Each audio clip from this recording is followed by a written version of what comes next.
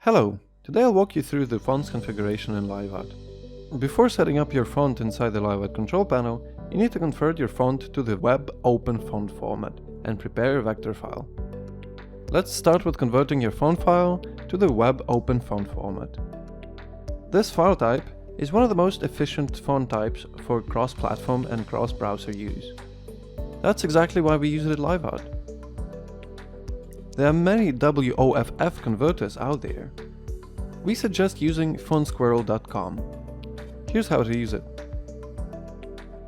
Simply upload your regular TTF or OTF file, select the basic conversion type, and download your kit.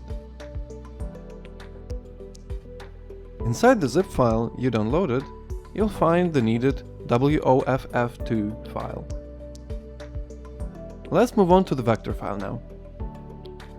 We have a dedicated tool for converting your font files into vector files. You can find the link in the description of the video and in the documentation. Simply upload your font files, including the bold and italic variations, to the respective fields and enter the font family name. Then, once you accept the terms of using the website, you can download the vector file.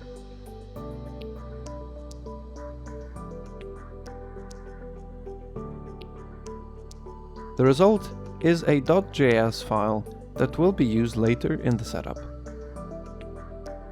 With all the resources in place, let's set up the font inside LiveArt.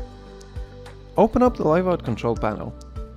Navigate to the Fonts tab and create a new font. Here, enter your font's display name and the family name, identical to the one you specified for the vector file.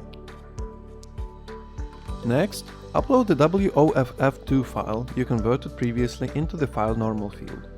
And most importantly, upload the vector.js file into the vector field. You can also specify if you want the font to have the bold and italic options. Once everything is set up, save the font. Now, if you go to the designer, you can find the font you just added in the list of fonts. And that's it. See you next time.